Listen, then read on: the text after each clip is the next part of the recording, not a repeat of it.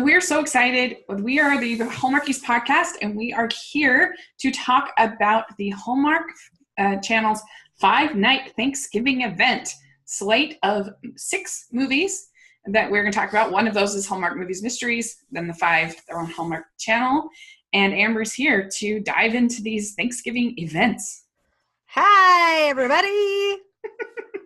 Yeah, so this is pretty fun. And I hope you had a good Thanksgiving. Hope all of you listening had a good Thanksgiving. I did. Did you have a nice Thanksgiving? Yeah, it was really simple. It was nice. I had Friendsgiving and watched Thanksgiving. too many Hallmark movies. By the time it was time to go back to work yesterday, I was like, well, bye Hallmark Channel. It was too much. We've reached Amber burnout. Hallmark saturation. Burnout. I've reached Hallmark Channel saturation. It's not even December yet. Well, the problem is I have been recording every movie that I have not seen or I don't remember perfectly enough to give a ranking. So, like, legitimately, every waking hour where I'm not at work is just Hallmark Channel and Hallmark Movies and Mysteries. Oh, like, no. We are so fortunate that I do not have Hallmark Drama Channel because I would be dead. You can't do this because I can't find another co-host. Well, I can ask Nina, but I don't know if she's up for it. I mean, this is the thing. That might be why I have a cold. Because also, I've been, like, staying up real late, you guys. And you know what? Like, John Christmas or whatever is not great at, like, 3 a.m, guys. Yes, but you did watch all of these films with a somewhat... you didn't watch any of these at 3 a.m, You know, I get real excited before the new ones start. Yes. So these 5 films, 6 films, excuse me, these 6 films, how did you overall kind of feel about them? I was just sort of, I guess. I mean, you're going to see. Generally, They were all fine.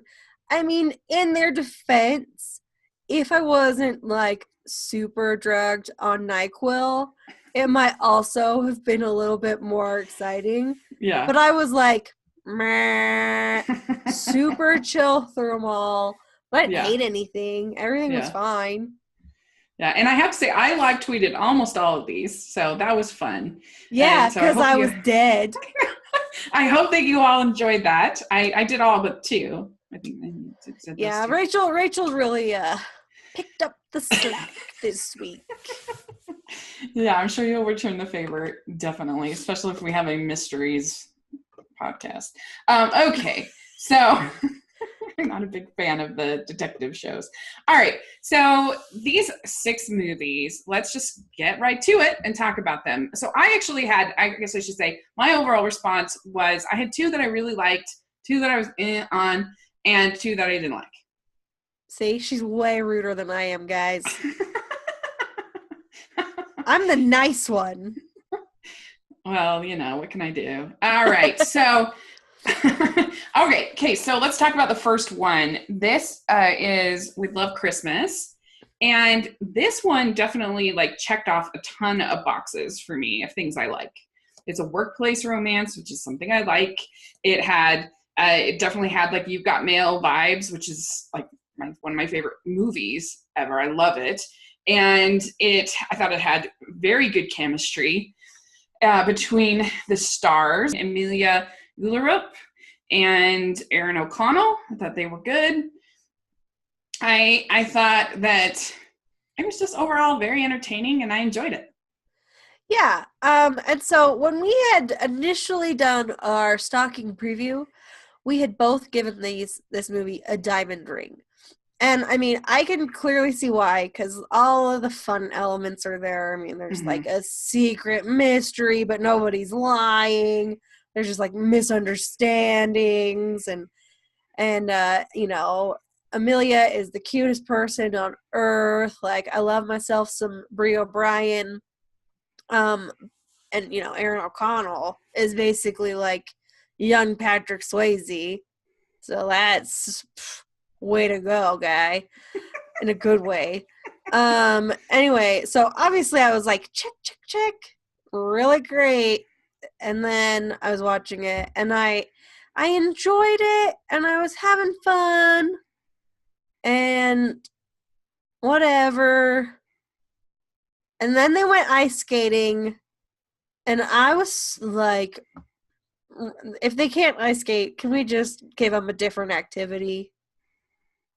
The CGI backdrop really took me out of the show, you guys.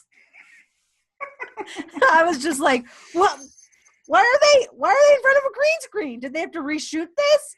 And then their stunt doubles came on, and I was like, oh, you guys. Couldn't they have made a snowman as a team instead of ice skating? Yeah, it's fair. It's fair. But I really liked how they did the scenes with them emailing back and forth, because she gives him this this email for Secret Santa or whatever, and just them talking about like work and what they want, and him like trying to live up to his dad, and I don't know, I just liked it. I thought it was just something I could relate to, and I thought it was really well done, because and I thought that, you know, just like last week there was this homage to Sabrina. I felt like this was an homage to You've Got Mail, and which I really enjoyed, and I like it when they kind of do that. You sort of feel like it's one of these classic romance stories, and I kind of felt like that. And in the end, like something like this is all up to the chemistry. I thought they really had good chemistry. I thought it was believable that when he would think that somebody else was the Secret Santa, I thought. Yeah. And I thought that, I don't know, I just enjoyed it. I thought it would talk about work and, you know, like why we work and what motivates us and all that. That's just a topic that I like. So yeah, you're like, oh, work is the best thing ever. Blah, blah, blah. Send it in a workplace. I'll give it 10. And I'm like, I don't care what people do for their job. I don't love my job, but I still do it. It's just how I make money. It's not my life. Anyway, But when I was watching this, I felt like this movie was, I loved when they were emailing back and forth. Yeah, that was done so You were well. like the content of the emails, and I was like, split screen! I was so excited. Yeah. Split screen's my favorite thing on earth. Big fan of the, you know, classic screwball comedies from the 60s and late 50s, you know? Yeah. And I think that might have been why it was so low, because I was watching it. I wanted it to be one of those. But, like, it was just, like, a half an inch away from being, like, a Rock Hudson Doris Day movie, which would have been amazing. Mm-hmm. And the only thing that they were really missing to make it be that is a Tony Randall character. Because there wasn't really anyone in the show who was, like, funny. Do you know what I mean? Mm-hmm. Like, it was just, like, nice. It needed that element of funniness, I think. That's fair, I guess. I don't know. I didn't miss that, but I can see what you're saying. And yeah, it doesn't have it's not as body as I love Doris Day. If on my other channel, I have a whole video where it's just Doris Day, all the whole thing. I love Doris Day. And so, yeah, I totally see what you're saying. I really enjoyed it. I thought it was a really sweet little movie. I liked it. I mean, I didn't hate it. I gave it 3.4 crowns. And it could have been way high, you guys. But they just made me want more. So they got less. Fair enough. Ranking. I actually would love Christmas at number 11. So I have it pretty high. Yeah, you loved it. It was like your favorite. I didn't miss the humor. And you're like, to Rachel with Love Christmas. I thought it felt very relatable. I've definitely had those kind of Secret Santa work things, and I don't know. I just liked it. So, yeah, I have. Maybe the problem is I work with just like a bunch of married dudes and women. There's not like a guy I want to secretly marry. Maybe I'd like workplace things more in that instance. Yeah, well, I mean, now I work from home. I'm by myself, so don't have that now. But there was a time when I liked it. And so in the days of yore. I just like things that either are serious about work or funny about work or romantic about. It's just a theme I like. So what are you gonna do? Just watch The Office, Rachel. Yeah, I liked The Office for about 3 seasons.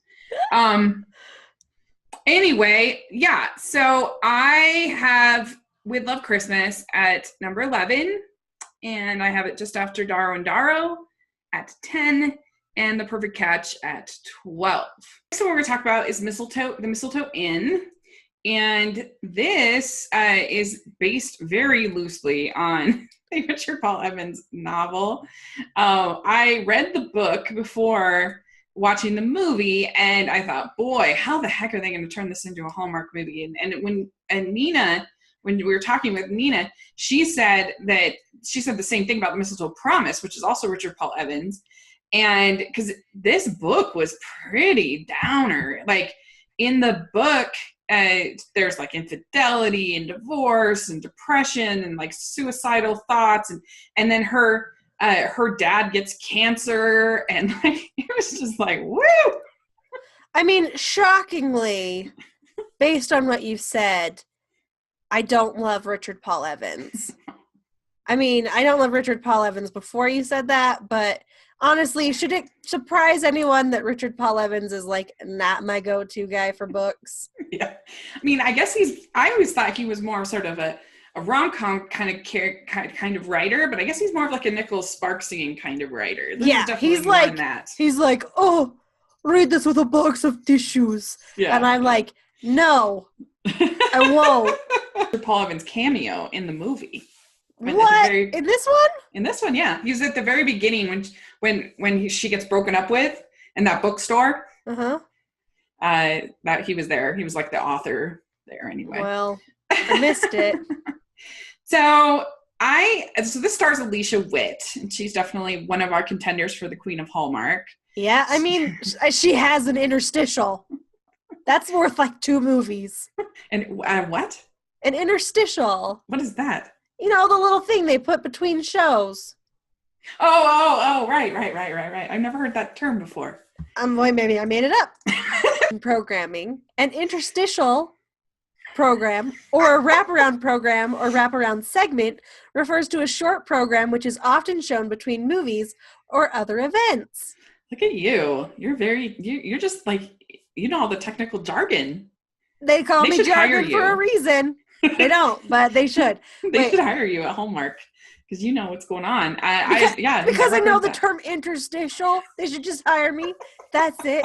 Not my winning eyebrows. Well, I mean, your rapier wit and your charm also is a reason. But you guys, NyQuil dulls rapiers. The most about Alicia Witt in her movies is she is very like expressive in her face. Like she's very funny as far as her reactions to things, and like she has funny kind of shocking sort of responses to things, frowning kind of responses. She's just a very I think a very fun comedic actor in that regard. Yeah, I really love Alicia Witt. I didn't for a while. I think it's because she was the girl in 2 Weeks' Notice. Oh, yeah. I think it took a little bit of time to get me past that. But also, when she was like a baby, I mean like 4 or 5, she was in Dune as some like weird old lady character thing. Is the best. Oh, you like Dune? You're a Dune fan? I mean, I don't like Dune, but I've seen it, and now that I know that's Alicia Witt, it makes Dune better.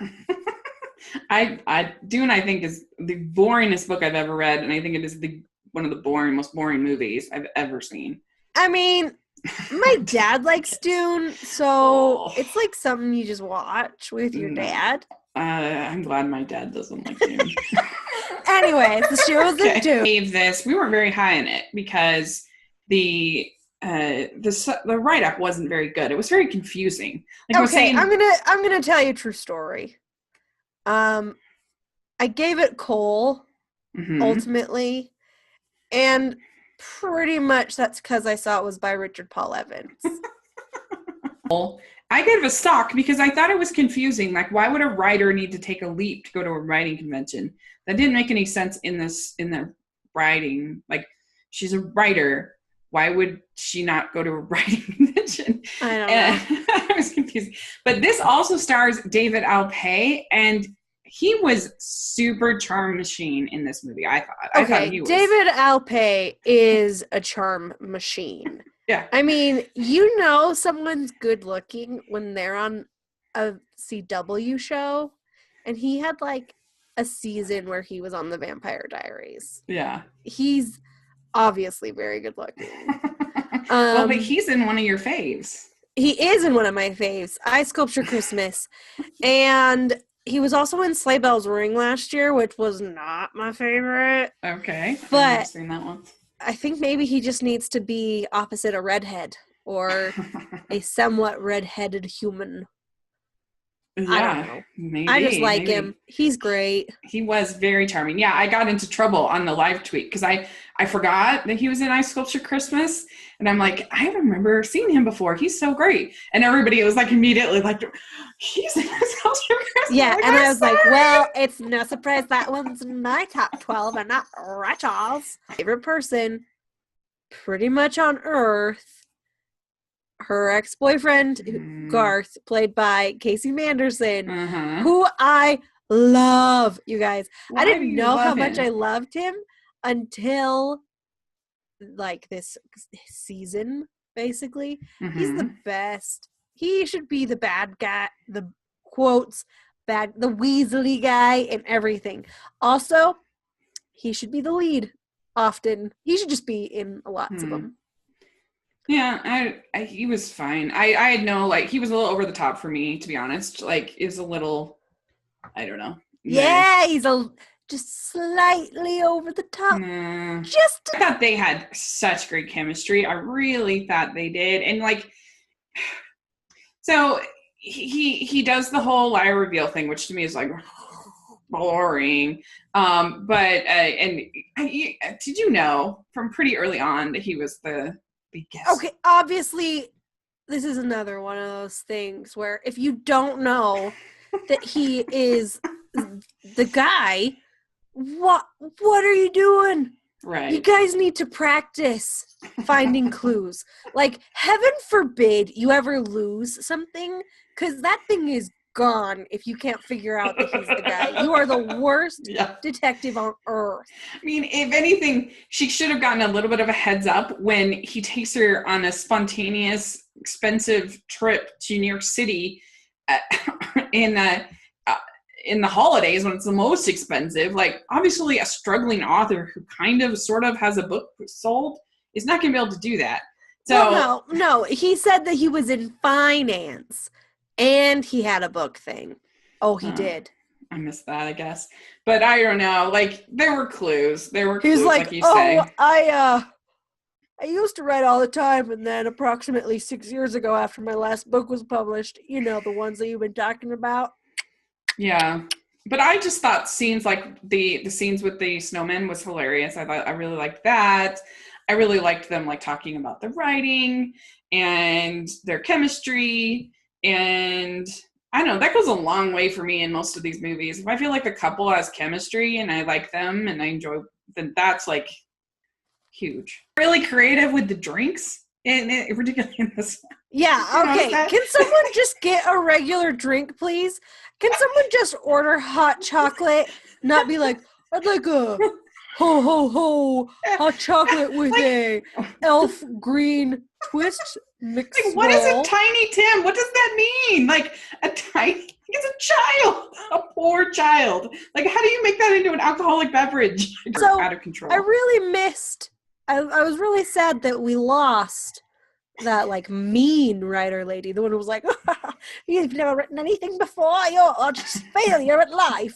I loved her, and she was in, like, the first 20 minutes, and then she was just gone. And I was like, why did we even waste our time on her if she's just gone? Well, and this made me laugh because I've been to many a writing conference before, and there were no, like, crazy mixers. Oh, what did you think about her showing up in that dress? That's what I said. I wanted her to be Miss Havisham. Oh, okay. I get what you're saying. That was her favorite literary character. I get it.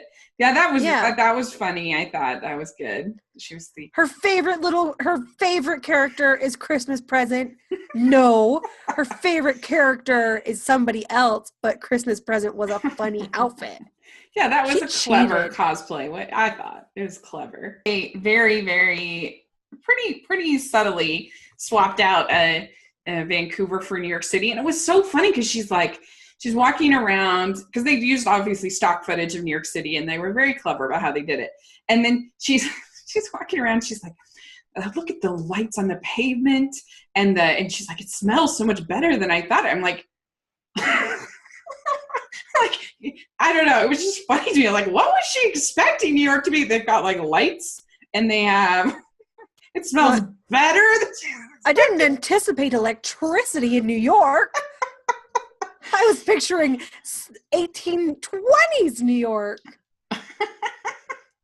Yeah, it was hilarious. That was really kind of annoyed me because I just think that whole like, oh, you weren't honest with me about who you are. It's like maybe if you stopped and had a conversation with this person you're supposedly in love with, like. It's just so boring and predictable. I don't like it.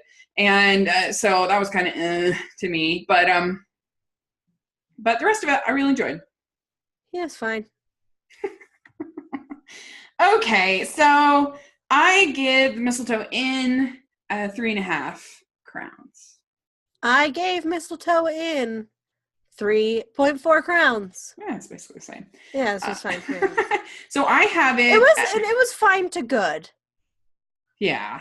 Like, I have it at number 18 in my rankings. I have it in between Christmas in the Air at 17 and Harvest Love at 19.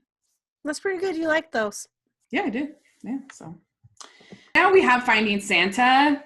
And this was our very intense Uber driving situation that we had a blast talking about in the preview. Yes, and we strongly had different opinions about this. So I gave it a sock. You gave it a diamond ring. Yes, I did. And we had Jodie Sweetin in her Hallmark debut and Eric Winter, who had been in one before a long time ago. Yeah, The Magic of Ordinary Days from 2005. Like, I don't know what he was in it. IMDb just said he was in it, and I believe them. Like, she runs this Christmas shop that her parents left her. She wants to be an artist, but she decides to run the shop. She's very positive about that. And then you have him who was gotten all this training to be Santa, which was hilarious. I thought the way they kept talking about, well, you've gotten the training. Yeah. And so he doesn't wants to do his own thing. And so she decides to like get an Uber and like get him to come down to Connecticut or come up to Connecticut from Boston. And it's a back and forth between them trying to convince him to be Santa for this parade, because the whole town literally relies on the parade for their happiness. And at one point she basically says that, and that they're counting on it and all this stuff. And I tell you, like, for me, what worked for me about this movie is I did think that the dialogue, that I forget the name of the writer, but she is a miracle worker as far as like making me laugh quite a bit with this dialogue, because this plot is very stupid. How dare you? Her dialogue was funny. I thought I laughed quite a bit, and so I give her huge props for making me laugh. Julie Sherman Wolfe. Yeah, she's a genius as far as writing dialogue. She's great. I liked it mostly. But the big problems for me were these people are too stupid. I can't deal with them right now. Yeah. Like, the big conflict is, oh, I want to be an artist, but I also want to have a store that I own and is Christmas themed. And also his big thing is, I want to write, and also I don't have time to be Santa. Like, I'm sorry characters in this movie. You're talking about, like, not even part-time jobs here. This is like seasonal Yeah, it was employment. completely silly. It was very ridiculous. You can easily do your other part-time thing while you do these things. Yeah. I didn't understand the conflict at all. It made me bonkers. But I don't understand why, like, if you really liked Festival of Ice, it's basically the same conflict. I mean, yeah, no, remember I was mad that she was so stupid. And I was like, okay, great job being an ice sculptor once a year. I hope you have a great career. Really dumb.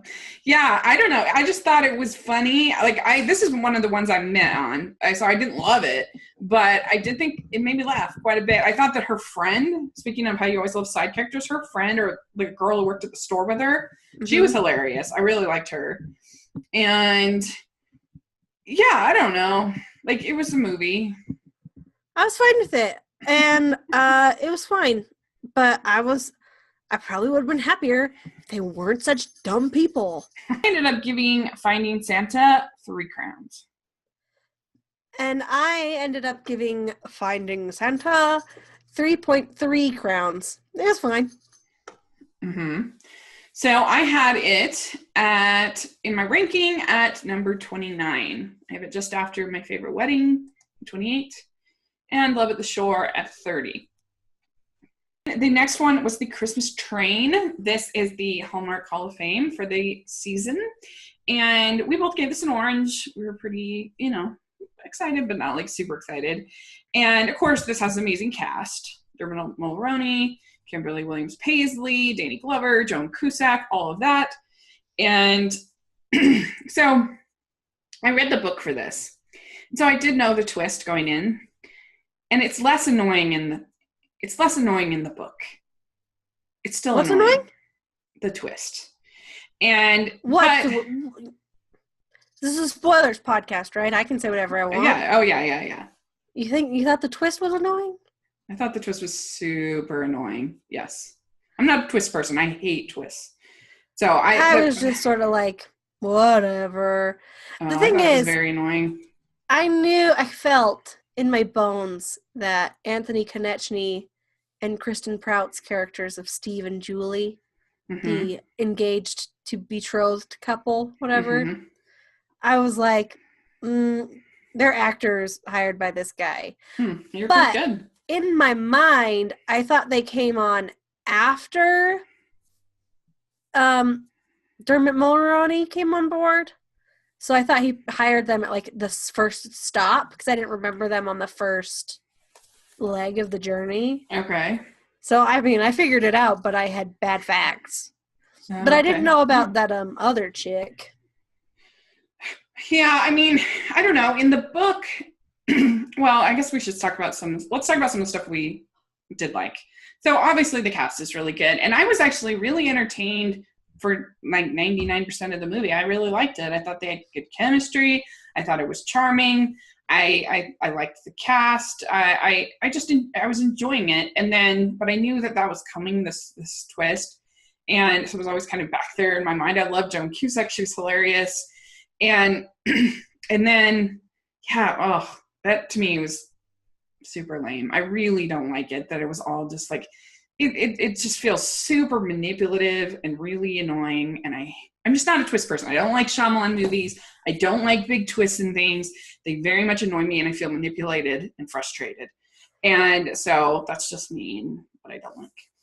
I don't mind twists if they provide you information. You know what I'm saying? Mm-hmm. So like this movie, I didn't feel like completely blindsided because I was like, these kids are hired. I figured it out. Yeah. Like I felt it in my bones. So I didn't feel like betrayed or lied to because I was like, I got this already. And then when the other lady was there, I could understand. The thing that I don't understand about the twist, which is so stupid, is why in the world would Tom's lady, Lilia, agree to do this? Yeah. It doesn't make any sense. Well, supposedly because he's going to give her like a big part or something like that. Well, even if you're whatever. I just didn't believe it and I hated it. Like, what if he said yes? Yeah, I guess she had to make sure or whatever. I don't know. It was stupid. I Like, even if I saw it, like you saw it, and I already knew because I'd read the book, but even if I knew, it still annoys me because the characters are getting manipulated and the characters are getting tricked, and I don't like that. I don't care about the characters. Me. I care about the characters. And I mean, these two poor innocent people are like being manipulated into loving each other, and I don't like that. That's very annoying to me. And in the book, she never figures it out. His wallet in the shared like bathroom, and he finds the SAG card, and he just basically says to Max Powers, whatever his name was, that he's like, thank you for doing all this, and then they go on their merry way. So she's like completely oblivious to all of it through the book. That's dumb. And so it's just like made way less of a deal in the book, and it's like, just, I don't know. I just liked it better in the book, but it's still annoying.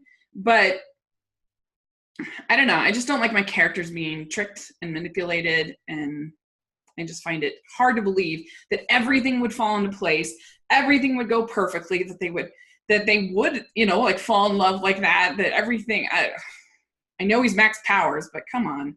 He's not Max all-powerful. Yeah. Sorry, thought that was really funny.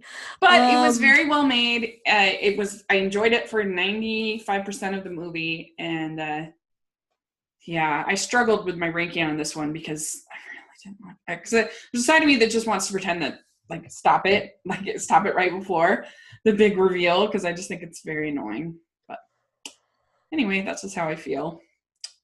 So, how many crowns did you give The Christmas Train? Well, I gave it 3.2 crowns, and it was just fine for me, obviously, because I only gave it 3.2 crowns.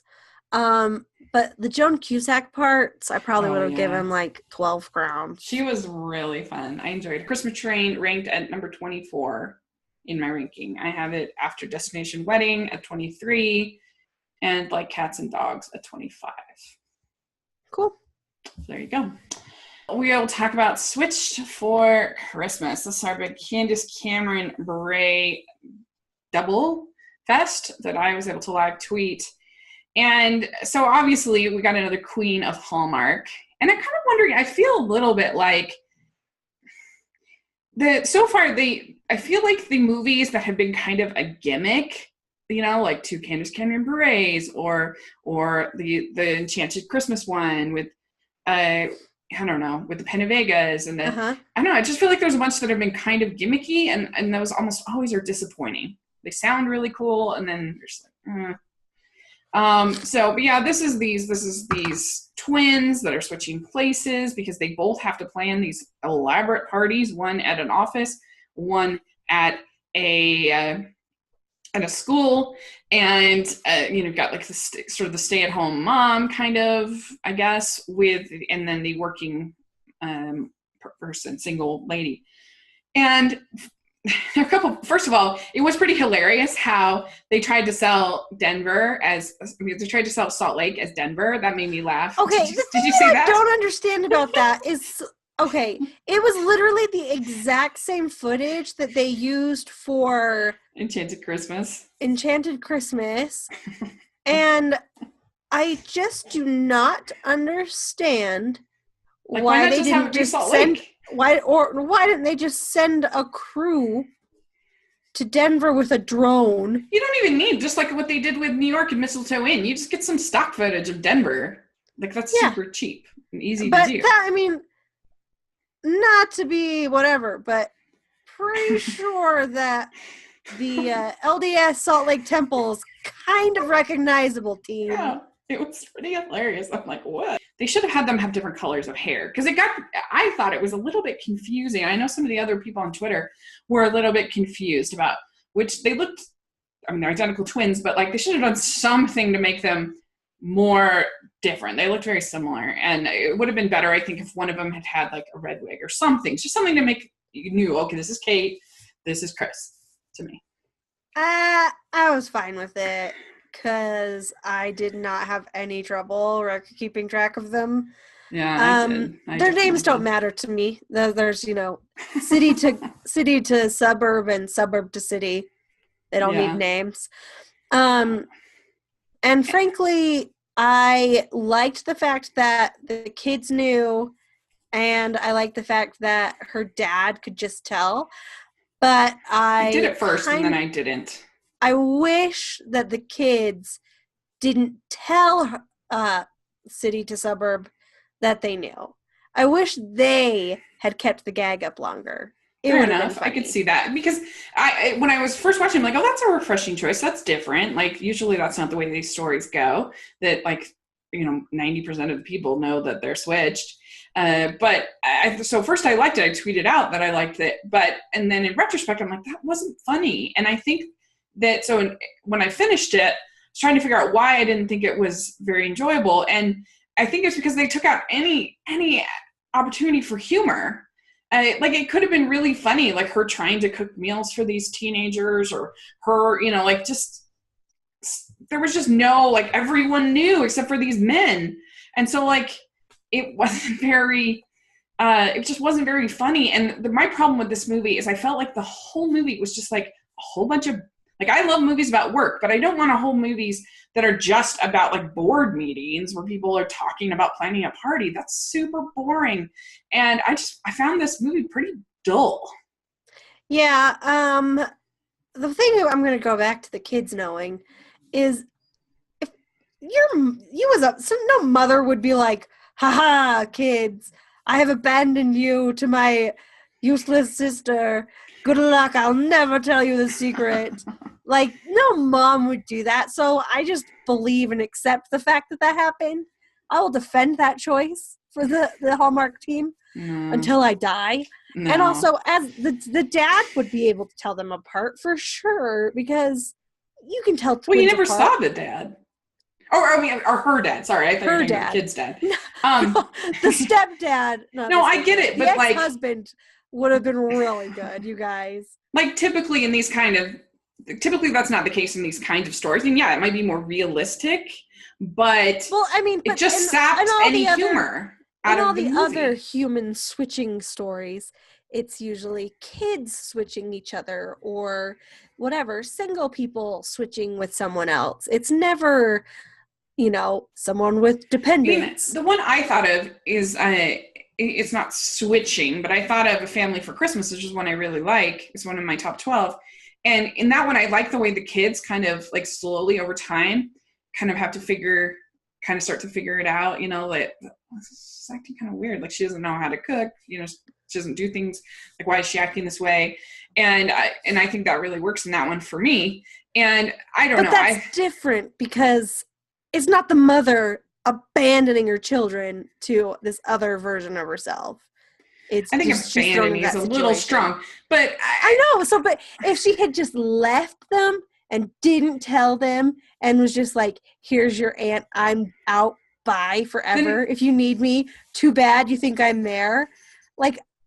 A mom would let her kids know. But it just made it boring. That's the problem. Then I guess this is just a boring story because they sapped any opportunity for any kind of humor, and so it was just them sitting at meetings planning these two parties. And I thought both the two men were pretty hunky. I enjoyed them, but it was just boring. I didn't like it. Also, can we just say though, city to suburb did not do a great job. City to suburb didn't plan anything. City to suburb just let the principal and her hunky. Suburb to city literally planned this whole thing with her hunky guy and, made all the calls, got everything arranged. Plus, suburb to city, saved the development and was what I got from this is city to suburb is way not as good as suburb to city. Well, and there were more sort of funny moments with her in the city, her getting really excited about the wardrobe and, and sort of there's some there were some fun moments with that, but I don't know. I just thought it was boring. What else can I say? Yeah. It didn't make me laugh. I didn't think it was funny. I thought Finding Santa was way funnier as far as the dialogue and whatever, even though they're both really silly. But I liked that one a lot better, personally, than Switch for Christmas. I also do want to say that I loved the fact that when she told Greg, like, oh, I'm actually my sister, and she ran away, Greg wasn't like, oh, the betrayal, the Yeah. lies. He was just like, it's fine. Because I feel like I said this last time, and it's true. If somebody came to me and was like, I was actually this other person the whole time, I wouldn't be like the chick from Mistletoe Inn and like run off in a huff and be the betrayal. You could have told me at any time. I would have been like, what a funny thing we can tell our grandkids. Yeah, or like you sit and you have a conversation about like, well, why did you do that? Let's talk about it. And like instead of just being like, how could you lie to me? Oh. 2.5 crowns. Cool. I gave it 3.1 crowns. Yeah, I have it in my ranking, I have it at 44. I have it just below Falling for Vermont at 43, and While You Were Dating at 45. So there you go. That's pretty scathing. I didn't like it. I didn't like it. I'm not going to lie. I liked it. Okay, so the last one. Sorry, Candace. So the last one is A Joyous Christmas. So this is the only one that was on Movies and Mysteries. And this starred Natalie Knepp and Michael Rady. And they both... And Bonnie Bedelia. She plays this like motivational speaker, and she gets saved from this accident by this woman named Joy. And they like form this relationship. Joy's played by Bonnie Bedelia. And then you have the Michael Rady who plays Jack, who is brought in to be like the producer of this big event that she's going to have, which is in her hometown. And I really like these two actors quite a bit. I really did. But I didn't really buy her as this like tough talking business executive. Like she's just too sweet, I thought. It just didn't, I don't know. I just didn't ever buy it from like point one. Yeah, she's a precious angel, and I hope I get to see her in more movies. Yeah. She was precious. I did. I really thought she was cute. I liked him. I liked their chemistry. They were good. But there was a huge problem for me in this movie. I thought that Bonnie Bedelia, the Joy, was so annoying. Like, I admit it. I fast forwarded some of her scenes. I just couldn't take it. I didn't like her voice. I didn't like the way that she acted. I didn't like her preachiness. I thought that, I mean, I agree with Rachel in the, maybe it's the name thing, but when she's saying like, you can't help other people until you're at like a full place yourself. Like you can't, like that's what causes a lot of people to, you know, have like suicidal thoughts and get really depressed and stuff, is because they're just, people take, and they're not spending any time to like build up themselves. And so I actually agree with her. Rachel's thing, not you, Rachel. Rachel Right. TV show. Right. She wasn't, you can't help other people until you help yourself. She was like, don't help other people, just take care of yourself. So like, it's slightly different, but it's different. Maybe. I felt like maybe both were very extreme, but I agreed more with, I guess I'm a selfish person, because I agreed more with her than I did with this like, this syrupy, preachy version that the Joy character was putting out there. And the twist in this one, oh my gosh. If you didn't, it was so obvious. I mean, okay, people of the earth, if you don't recognize that they have put a person who was placed for adoption, right, and someone who, you know, placed their child for adoption right, in the same movie, that they are not a pair, then right. I don't know where you have been. Because if it's like a puzzle piece, and there's this piece and there's this piece, they very clearly go with each other. There's no other reason for those two things to exist. It was super grown worthy, and I just did not like her character at all. Like, I was so annoyed by her. I just thought, I mean, I'm sure Bonnie Bedelia is a lovely human being, but I don't know, her performance and like I said, even her voice I found very grating. And it was a little, I know everything. She was like a little too perfect. And even her like big flaw, reveal, I guess, is right, that she got pregnant and then stole she, something. you know, let Michael be raised by these, not Michael, Jack be raised by these wealthy people because she couldn't afford to take care of him or give him the life he deserved. I mean, even that is like, that's like going into a job and they're like, well, what would you say is your biggest flaw? And it's like, I work too hard probably. Like, I mean, her flaw is that she wanted to give her kid a better life. Yeah. I mean, come on, you kids. So she was too much for me in that way for sure. I will say though, the scene where Joy and Jack are talking to each other after they both know who the other is was really sweet. I didn't love the piano scene. The piano scene was just like, okay, great. They healed each other through music. But he sang beautifully. Side note. I was very proud of him. But the scene where he asked, why she gave him away, is what he said. It was really nice, and they both did a really great job. So, I mean, that was a really good scene. I don't know if you fast forward through it or not, but I don't know. I liked all the scenes, but like I thought it was really cute, that scene with them, like with the bubbles, them tagging, and so scenes like that I liked. I thought that was cute and funny. The continuity in the bubble scene made me want to die. It did. I didn't notice that, I must say. You didn't notice? No, I didn't. Oh, the best part is in the scenes where they put the bubbles on their face. And both of them definitely got bubbles in the other person's eye. And I was so funny because I just knew they were going to be like mad and like, oh my gosh, I need to flush my eye out. I got soap in my eye. And I don't know.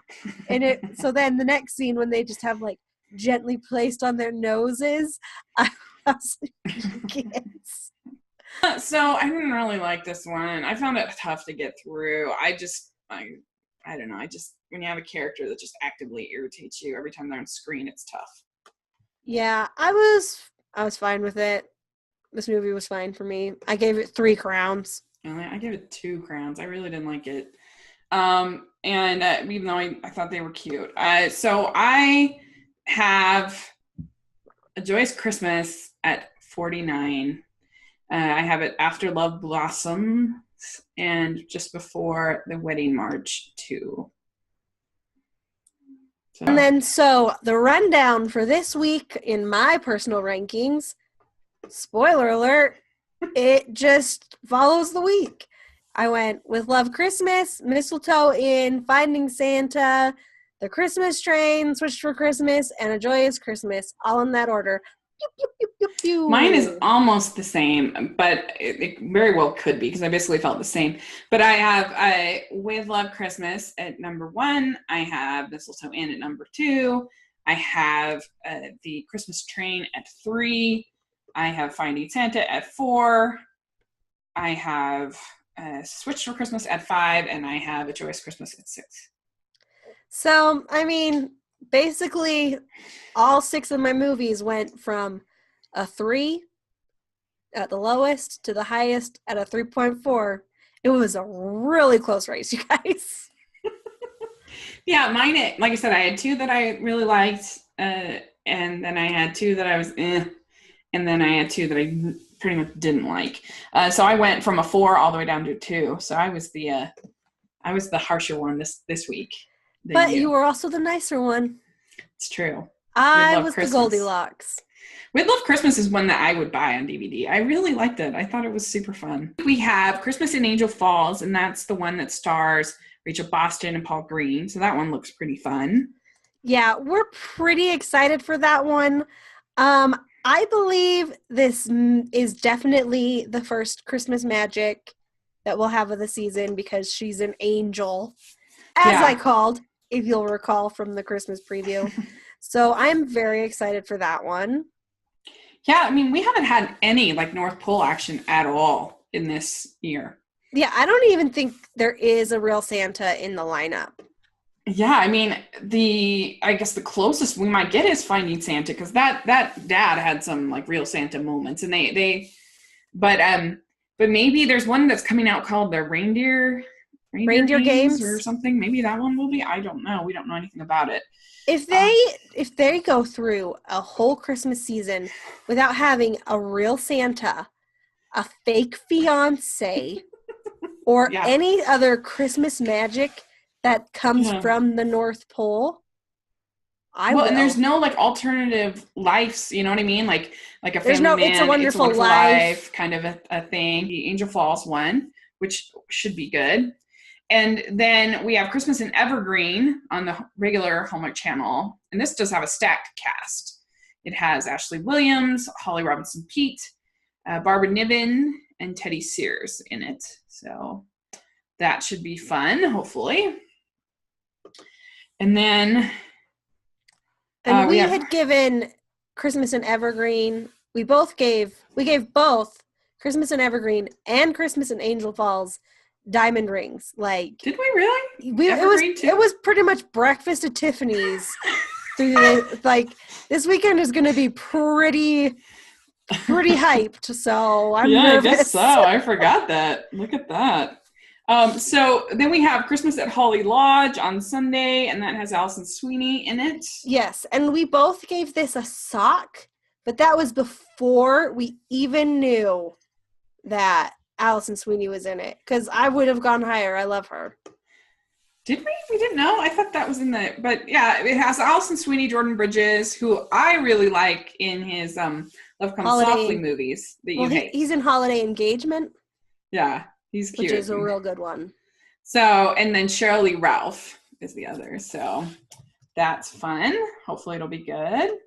And then the Magical Christmas Ornaments. Brendan Penny, our Chesapeake Shore alumni, I guess, a cast member. And so, yeah, this should be interesting.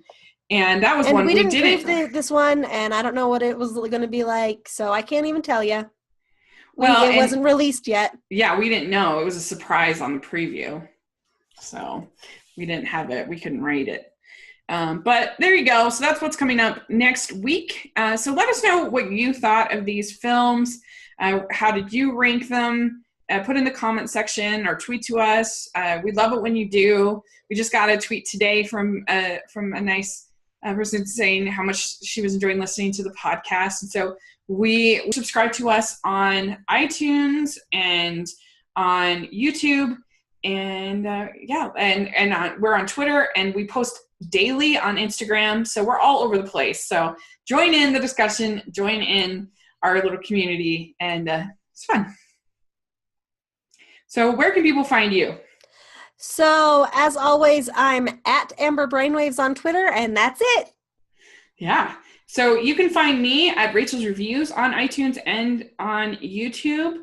And so check that out. I just had a podcast on my other channel about the Studio Ghibli film Howl's Moving Castle. So I'd love if you guys check that out. I do a lot of animation reviews and videos. And you can find me on Twitter and other social media at Smiling LDS Girl. So check it out. And thanks so much for listening. And we will talk to you all next week. All right. Bye, guys. Bye.